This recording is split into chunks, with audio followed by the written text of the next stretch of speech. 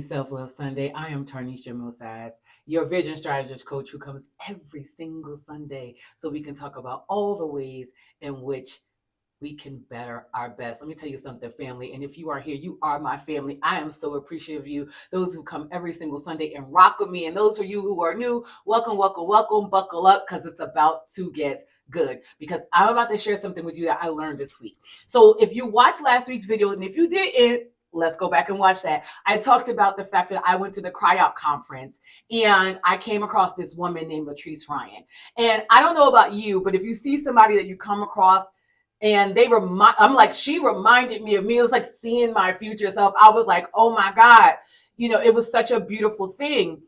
And so I recently went to a training of hers, and what she taught me about poverty absolutely wrecked me in the best way. She broke down 6 types of poverty. I didn't even know it was 6 types, okay? And while I didn't see myself in every single one of them, the ones I did recognize, they exposed some really quiet places in me that I hadn't fully acknowledged and didn't really know that was still in there. And as a vision strategist, I realized if I was holding on to certain patterns without realizing, I know the people who I come in contact with, my people that come and watch me on Sundays, you probably are as well. And I want to make this clear. This isn't just about money. This is about mindsets. It's about strongholds. It's about how we stay in cycles, even when we love God, work hard, and speak life into ourselves and others. And I want to make this crystal clear. This teaching originated from Latrice Ryan. I believe that when you learn something, you should always pay homage to where it came from. And I want to honor her for her obedience and the space that she's created and curated to equip women like myself who are looking to grow spiritually and just develop on a whole other level with their spiritual development. And I'm so excited that she gets to be, my mentor in this space. But what I'm about to share, it really stirred something in me because I believe this message isn't just for me, it's for us. It's for my family who comes here. And I just love y'all so much. And I thank every person who likes, shares, and subscribes because you know that I'm looking to grow my channel. And right now I'm gonna get ready to share the 6 poverty chains that she shared. You're gonna see me sometimes look down at my notes because I don't want to miss anything because it was so powerful. And first we have to start off with what poverty is. And poverty is an absence of resources and or information. Okay, so we're going to walk through what she says is the 6 poverty chains, and we're going to listen. Let's be honest and let's break it open. Okay, I want you to listen to this and see where this may resonate with you, and then start to open yourself up to this information. And then I want you to write down, what are you going to take away from this message? What are you going to implement from this message? And what are you going to share from this message? Because again, what we learn is not just for us, it's for everybody we come in contact with, right? Okay, so the very first one is spiritual poverty. This is where you're constantly in battle, constantly bound. You love God, but it feels like you're always going through something. You know those people that's always going through something. They got a broke foot, a broke hand, they fell down the stairs. They just seem to be the unlucky. Okay, and you start to believe that the struggle is normal, even spiritual. But listen to me. Being saved doesn't mean you're free. What do I mean by that? Some people will say that they're saved. They will say the prayer every Sunday when the pastor says it, but they're still bound in unbelief. And some people are spiritually impoverished because they've confused warfare with identity. And so poverty says, this is just how life is for me. Oh, I'm just unlucky. Oh, I just fall down. Oh, I just get hurt. Power says, this is not my life. I am not unlucky. I have a God who loves me. I have a God who says that all things is possible for them who believe. And I believe in the power of overcoming any obstacle that is in my way. And although I may be in the fight, I am not called to live in bondage. That's power. And so as I walk through this, you may hear me talk about, what poverty may sound like and what power may sound like.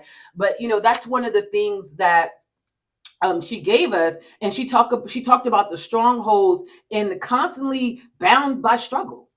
Right? Always going through something. And never acknowledging what gets you in spiritual poverty was the decisions that you made. It's not always a demonic attack. It's some decisions. Okay, some decisions to be in an environment that you know you're not supposed to be in, to be in relationship, and I'm talking friendships, all the things, not just partnerships with somebody you don't have any business being with, and then you wonder why you're struggling. Well, light bulb, ding ding ding. Maybe you're not supposed to be in that environment. Maybe you're not supposed to be around those people. Maybe, just maybe, you need to get alone with just you and God, or get into an environment of true believers, people who are going to uplift you and not condemn you and beat you down, and not fall into what I call the victim mentality of, oh, woe is me, this is always happening to me. No, that's not the truth. That's the lie that you sold yourself. Okay, so first was spiritual poverty. Second, mental poverty. Wow. The mental poverty is bankrupt of ideas, insights, revelation, wisdom, and knowledge. Literally no creativity, no dreams. You keep saying you're tired, but you're really just disconnected. You've been pouring from the same well for too long. Okay. And so poverty says, I have nothing new to offer. I don't really have any ideas. I don't really have any dreams. And the power, though, says, my mind is fertile ground for God, for God-sized revelations. My mind is fertile ground for the vision that God gave us, all the vision. And I am open to hearing it. I'm open to obeying. All right. It speaks from a place of being open and knowing the truth. And sometimes you'll be like, well, I don't know what the truth is. This is what I'm going to tell you then. Oh, we're going to read our Bible. Okay, yeah, all right. Okay. Some people are literally, and I'm gonna say this to you. If you're around people like that, you got to get from around them, because they'll crush your dreams accidentally because they don't have any of their own. Not everybody wants to come out of where they are. I need you to hear that today. So if you're dealing with somebody who's like that and they're not actively any of these 6 things of poverty that I named today, if you're around people who are actively in them and they're not willing and they're just making excuses not to do anything about it, you're gonna have to get yourself from around them, because what you're gonna find is that you become like the 5 people that you hang around. So if you got 5 people that are spiritually or mentally broke, guess what you're gonna be? The next one. You can't save everybody. You might want to go save yourself. Okay. All right. Now let's move on. Number 3, physical poverty. This is lack of good health or general well-being. We don't talk about this enough in faith spaces. Listen, the sick, exhausted, inflamed, drained mentally and physically. It's because you're not taking care of your body. You're not moving that energy. It's also because you're not allowing yourself to rest. You're just busy being busy, just doing busy. And so a poverty mindset says, oh, I'm just this size, or I can't, I'm just unhealthy, or I'm just sick all the time, or it doesn't really matter. Never realizing that health is wealth. If you can't live long enough, if you can't take care of your vessel long enough, you will never get to see the promises. You will never get to see the promise. And I'm talking about your specific promise. And you have to know that you have a specific promise and a purpose in this earth. So power says, my wellness is my worship. Power says I get to walk my body. Power says I get to work my body out. Power says I get to feel my heart pumping. Power says I get to feel the sweat that is dripping from my body, knowing that it's clearing and cleansing out the toxin. That's power. You have to move the energy. It's stuck. And then you wonder why most people who are physically impoverished are mentally impoverished and spiritually impoverished. And I don't care if you see them running around the church, shouting and screaming all day long. A lot of that is a facade. They're unhealthy in their body, which means they're unhealthy in their mind. And I'm not talking about size of a person, because you can't tell, of course, if you see somebody who is seriously obese, that's one thing, but there are skinny fat people too. You just can't see it. They don't take care of their bodies. They can eat junk food. Listen, I know a woman like that. I work where I was like, oh, how do you eat that? Literally, don't gain any weight. However, her arteries are just as clogged. So let's not get this twisted that it's about size. It's about caring for the vessel that you are in so that it can live long enough to fulfill the purposes and the promises that you are supposed to in this earth. Next, number four. We're number four. Financial poverty. We know what this is. This is a life characterized by lack of money and material resources. These are the people that just don't never have any money. Do you ever meet somebody? I mean, they just never have any money. Always living in lack, always scraping, always trying to hustle, always trying to scheme. But financial poverty doesn't just come from not having, it also comes from believing it's normal to stay there. This is not about the people who may be financially impoverished because they're funding their dreams, or financially impoverished because they're looking to take care of their children and, it's just not enough there, but they're working actively to try to create, to have abundance, and they believe in the faith of having more, and not just believe, but they understand that faith without works is dead. So they're putting in the work. Okay. So that's different. These are the people who are always and forever broke, never have any money. And poverty says this is just the way it is. This is just the way it's going to be. You're talking to someone who was once a 322 a month welfare mother. I know that is a lie from the pits, in the pit of hell. It's not the truth. But that's what poverty says. Power says, I'm not called to lack. I'm called to stewardship and overflow. That's what power says. Power says there's an abundance coming my way. Power says I'm getting in alignment with what is mine. That's power. And it's also knowing what is your inheritance. Come on. Power also says I'm going to leave an inheritance to my children's children. And the way I do that, I have to get myself together. I also have to understand my finances. I have to know my numbers. I have to know that I have to be smart enough to invest, not just in my present, but in my future. Right? Looking at my savings. And you're talking to somebody who's really getting this together. Okay. To understand, I've always been the girl who have the life insurance policies and things of that nature, because I just understand and believe I am not going to leave my children starting from ground zero. So that's just one thing. However, there's so much more to it. And I'm learning more and more each day. And what you will not hear me saying is that I am broke. That's what you won't hear me say. What you will hear me say, there is an abundance of overflow coming to me right now. And I thank you, Lord. I thank you for everything that you're ushering my way. I thank you for everything that's surrounding me right now that I can't even see. I thank you. I get grateful for everything that I have and grateful for what's coming in. That's a different mindset. Okay, so we talked about 4 things so far, and I hope you're taking notes. Spiritual poverty was 1, mental poverty was 2, physical poverty is 3, financial poverty is 4. Let's talk about number 5, results poverty. Okay, this is where you are poor in terms of success. You haven't achieved nothing. Okay, like you don't have any accomplishments to show for your life and efforts. This one right here, y'all, is when you're busy but not effective. Just in case you don't get that. This because I know so many people, they be so busy, they don't have a moment to sit down, they don't have a moment to rest.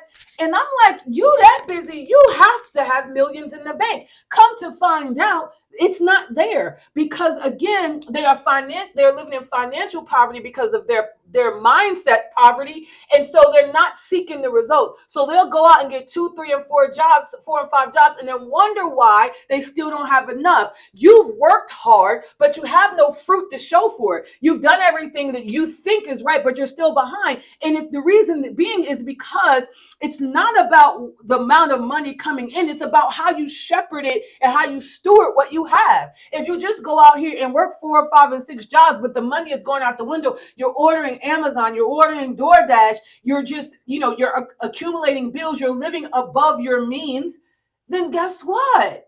It's not going to work. I had to learn this myself. Listen, I told you guys, I was a 322 a month welfare mother. So please do not come to this video about, oh, you don't understand. I lived it. And I had to, and it's so interesting that I'm learning these things now and I'm hearing it from a different perspective. However, I also know these were some of the things that I had to come to grips with, that it was me. The only thing that was holding me back in this was me. I'm not seeing the results that I desire because I don't even have a grip on all the money, all the bills that are there. I'm robbing Peter to pay Paul because I keep robbing myself. I keep betraying myself. Instead of saying no, now is not the time. I say yes and I burn myself out. I say yes and I give somebody my last dollar and my last dime. Come on, y'all. Come on, y'all. You just got a bunch of work and nothing to show for it.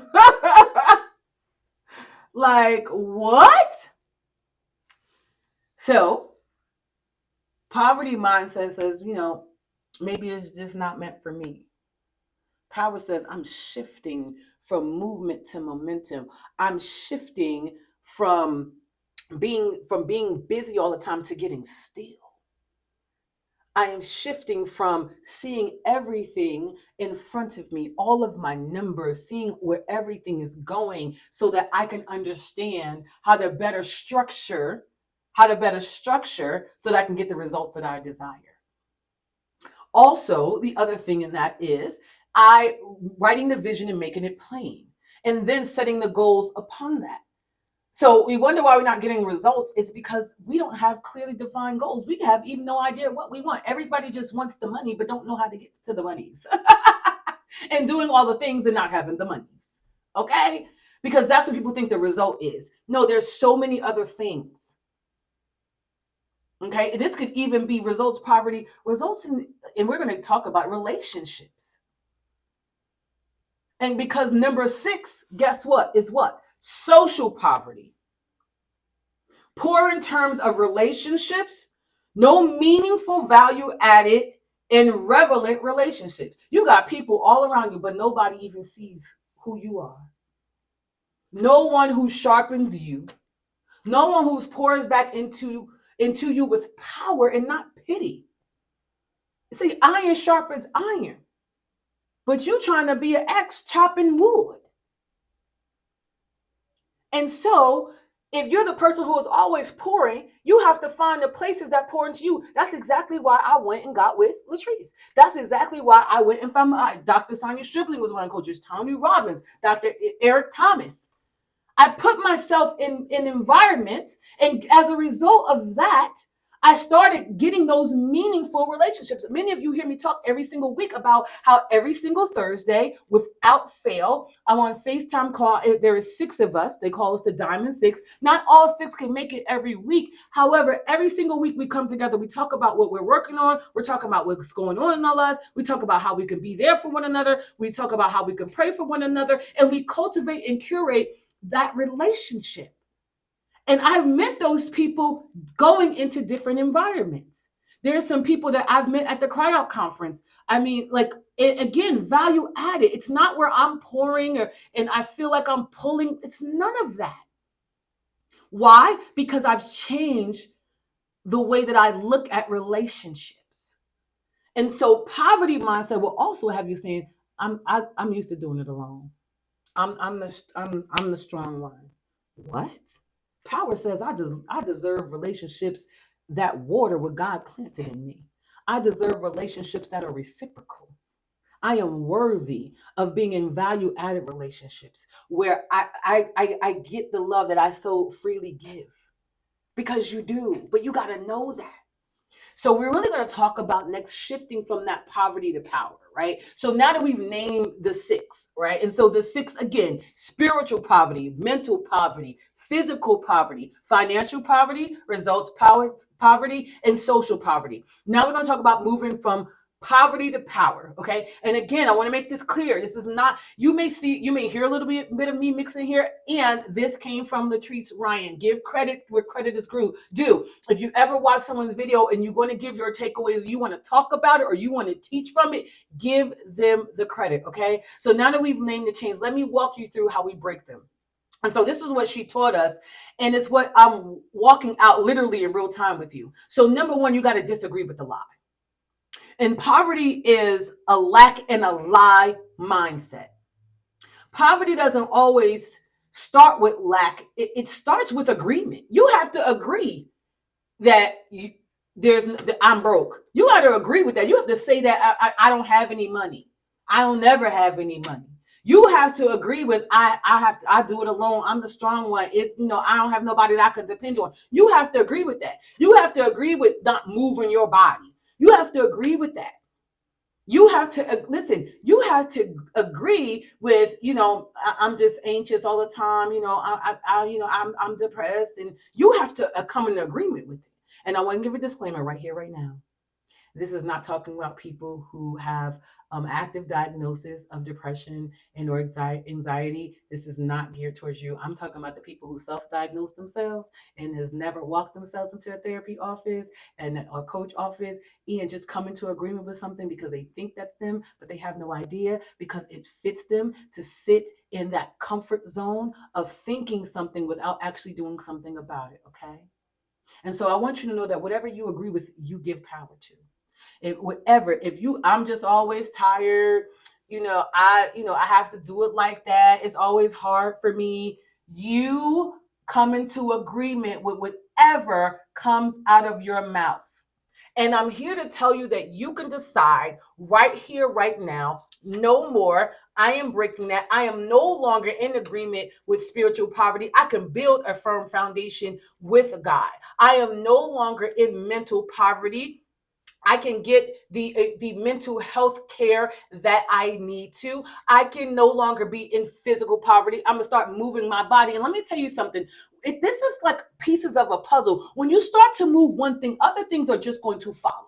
So when you start moving your body, you start going on those walks, you start talking to yourself, and you start like you really shifting the energy, it's going to change you. And when you start talk about when you start to say, listen, I can break this financial poverty, I'm going to get all my numbers in front of me, I'm going to get every single one of my bills in front of me, I'm going to start looking at how much money I really have coming in, looking at how to pay myself first, then looking at how to take care of that, looking how to pay down my debt. We're starting with the smallest first, going to the largest. Okay, I'm going to get with a financial advisor for those of you who can do that, and I know a great one because he is hooking me up. Okay, I'm going to have a life insurance policy. They're not going to have to do fish fries, chicken dinners, and GoFundMe's to bury me. Okay, like you can come into agreement that I'm going to have powerful relationships. I'm going to build with people who are like-minded, who are looking to go up and not looking to stay stagnant or pull me down. You can do that.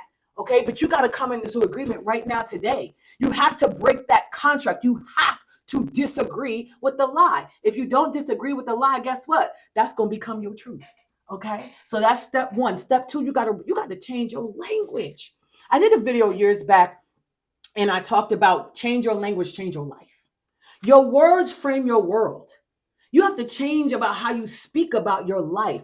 You got to stop rehearsing lack and start speaking alignment. And so there's a practice that I do where I talk about, like, I don't say I have to do anything. I don't say, I must do. I don't talk like that. I say I choose to no longer be in lack. And then once I move from I choose, because it is a choice. And when you know you have choices, you know you have power. So it says I choose to. And then once you realize, you understand, like, hold up, wait a minute. I get to be in my power. I get to move my body. I get to build a relationship with God. I get to have strong friendships in relationship. I get to have abundance in my life. I get to. It speaks from a very, very different place. Okay? I get to have the results that I desire. I get to meet my goals. I get to set goals. So once you move from that, when you understand that you have the choice, and then you realize you get to, oh my God, then the last step is I'm blessed to. I'm blessed to. I'm blessed to have these friendships. I'm blessed to come in here and talk to you today. I'm blessed to be a coach.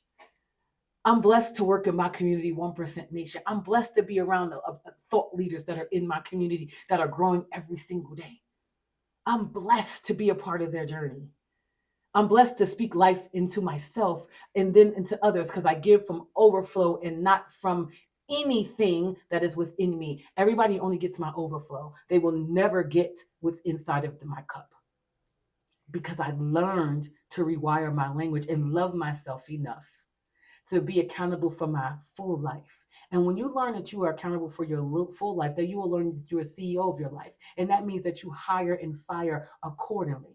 No one can do anything to you that only that what you allow. No one can manipulate you or any of that. If you stay sober-minded and not double-minded, because a double-minded man is unstable in all his ways, and you stay sober-minded by not thinking with your lower region, but your upper region, it will change your life.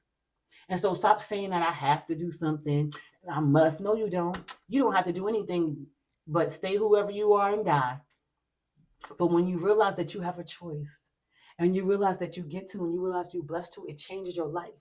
And then I want you to start speaking to yourself and put it almost like in a story, because it changes things. And you start to say, oh my God, I'm so grateful. I remember there was a time when I sat around and I thought that I would never have the abundance that I have today, but I'm so blessed. I'm blessed that every time I look into my bank account, I have overflow. I am extremely blessed with the relationships I have in my life. I have such good people surrounding me. Not only do they speak life into me, they challenge me like I speak life into them and not challenge them. And we're meeting our goals together. And it's such a beautiful world because I've built a firm foundation with whoever that I call my God, because I'm not here to tell you that. And I know who I am and I know whose I am. And as a result of that, my mindset has been off the chains. My emotional intelligence is like no other. And as a result of that, my family is better. My friendship is better. I wake up feeling excited for the day. And not only that, I wake up feeling excited for the day, I walk throughout the entire day just like that. And even when bad storms come and things come, I have peace because I know who's in the boat with me. I know in the middle of the storm, I can be calm because I realize that this is only temporary. This won't last forever. Rain don't last forever. So no, winter don't last forever. It's just a season. And in this season, it passed. And every time the season passed, guess what? I get better and better and better and better. And as a result of that, now I'm living the life that I once dreamed of. And it's such a beautiful thing. And so when you learn to do that, what I just did, and speak from that place, it's going to change your life. So speak as if it is. And stop talking about what you don't want and start talking about what you do want. It's going to change your life. You got to practice telling your breakthrough story, because that's exactly what that was, just in case you didn't know. And you're speaking to your future self. Because most times we're just rehearsing lack. Okay. So again, step one, you have to disagree with the lie. Step two, you got to rewire your language. Step three, you got to put the word on repeat. Find scriptures. Listen, let me tell you something. You have to find the scriptures, right, that put the promises and the blessings of God on repeat.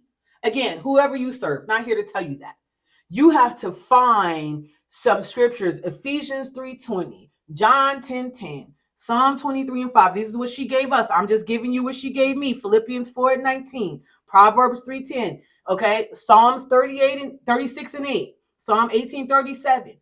All right, you got to find it and put it. And I mean, you got every single day. I have a printout that I read that helps me come out of that poverty mindset, where I say, never, ever will I again. And again, this is something that she taught us.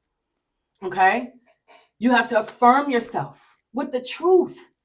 You're so willing to believe the lie that somebody told you. But what if you get into the truth of what God believes about you? What if you come to love yourself how God loves you? Child, change your life. Put it on repeat until it overrides the lack programming. So that's why we do something. Repetition is mastery. So you want to read something over and over and over again. Sometimes I come here and I do videos on similar topics. It's because I understand that repetition is mastery. I also understand that how you heard it last year is not going to be the same way you receive it this year. If you're growing and if you're going with me, okay? So step 3, put a word on repeat. Step 4, persevere. Okay. Persevere is being active, intentional, and persistent. Do not stop until the spirit of poverty is gone. Because the spirit of poverty doesn't break in just one period. Come on, y'all. I love my Christian folk, but y'all gonna stop playing with me. Okay? Y'all, it took some of us 30 something years because it started with how we were in the womb, okay, some 40, 50 years. And so one prayer could, but most times for most people it doesn't. Why? Because we're still struggling with the faith and belief of a thing, because we're babes in it. And we got to start giving grace and mercy to people who are in babes in Christ, and stop trying to judge them. Oh girl, you all you gotta do is just pray one time. Well, that didn't work for me. And here's the thing, it's okay.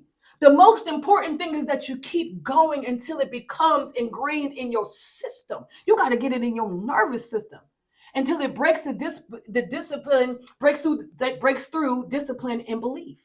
Okay? Because again, you disciplined yourself to think like that. Most people are like, I don't have any discipline. Yes, you do. You have discipline to not think in abundance, but think from a lack perspective. Oh, my habits. Yeah, you have some bad ones, and you can create some good ones. So you have to speak it, walk it, and resist the urge to go back. Because I'm telling you, when you make a declaration this strong, I'm telling you guys, you got to hear me on this. People don't be real. I'm gonna be real with you. When you make a declaration this strong, everything is going to try to come up against you. Everything. So this is why you got to get the foundation. The foundation. And you just got to work through it. I'm not here to tell you how to do it. I walk mine out every day, every single day. And so some people can't, won't, I don't know. I'm just giving you the steps that were given to me, the ones that I'm walking out right now as we speak. Number one, I'm disagreeing with them lies, okay? Number two, rewiring my language. That's why I started getting back into my storytelling, okay, and teaching people how to do that. Number three, put a word on repeat. Again, reading the scriptures every single day until it breaks that thing. Okay, persevere. You got to get intentional. You got to get active. You got to get persistent until the spirit of poverty is gone. Okay, get persistent about your budget. Get persistent. Listen, you got to get to a budget so you can get to abundance. Nobody says you have to think a budget means broke. No, it doesn't. It means that you're creating a plan for your abundance. Hello, somebody. When you get on the budget, you know how much you're going to put aside for your emergency fund. You know how much you're going to put aside for your savings. You know how much you're going to put aside for your investments. You know how much you're going to put aside for your life insurance policy. You know how much you're going to put aside for your bills and to live. Like, it's just a plan. You gotta really get with that, okay? And step 5, which is a lot 5, declare it until it breaks. Speak declarations and prayers over your life until it breaks. Don't wait for the fruit to show up before you speak, because you can't see the roots like the roots under the ground. So you got to keep tilling that soil. You got to keep tilling that soil. You got to keep watering that seed. And again, it's going to sprout up. You speak until the fruit grows. You hear me? Don't you quit in this process. This is how we shift the atmosphere. You're just in the middle of the hallway. That means that you're not who you used to be, not quite yet who you're going to be. So you're in the hallway. Don't you quit in this process. You keep declaring it to us. You are not cursed. You are not forgotten. You're not spoke. You're not stuck. You are powerful. But you have to know that. And the way to get to know that is to get to know your spiritual father. I'm telling you right now, this woman is teaching me about the orphan spirit and how so many of us are walking around as if we are orphans and we have a whole father. I don't know who you call your father. Okay, I'm just telling you that if you are spiritual, you have a spiritual father. You are not an orphan, so when you gonna start acting like it? I'm telling you, this woman is changing my life, and as she changed my life, I'm gonna come here and I pray that you take some of the way that's gonna help change yours. Okay, and so let me leave you with this: you are not meant to live beneath your birthright. You gotta know that, y'all gotta know that your inheritance is sealed. It's your birthright. You were not created to shrink back and play small. Stop playing small. And in order to show up big, you got to start to let go of that lack mentality. You're not supposed to make peace with lack of any form. This is your season to shift from poverty to power, from identity, listen, in struggle to identity in truth. The way, the truth, and the light that your father can give you. But you gotta want to get to know him. You gotta want to get to know him. And you gotta know that God is love. He is love. Listen, I know some of y'all came from the fire and brimstone era, and I'm sorry about that. And I'm here to tell you that my father his love is like no other. Like no other. He loves you. He's not going to beat you up for your mistakes. Just tell him the mistakes and talk to him about it so that you can get out of that. Because you know what? Anything that has you living in shame and guilt, you get from around it. I don't care if they do call themselves church people. They get from around that. Get from around that. Because once you repent and you speak of that thing and you ask for forgiveness, you forgive yourself and you move forward, you get to do that. And if no one else gave you permission, I'm giving you permission right now, today, to do that. Listen, you don't owe struggle your loyalty. You don't owe struggle your loyalty. You owe God your agreement.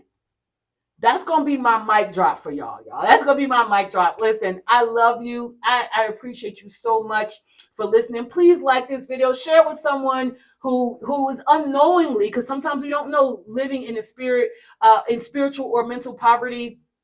Subscribe, please, please, please. I'm looking to grow my channel because we're not just doing cute content, y'all. We're doing real inner work and transformation over here. This is how we rise and we shift together. Okay, this is how we design a life that we are called to live. This is how you start to design a life that you love, so you can start loving the life that you live and start waking up every day not feeling it. Okay, so I love you, I love you, I love you, and I will talk to you next week. Bye now.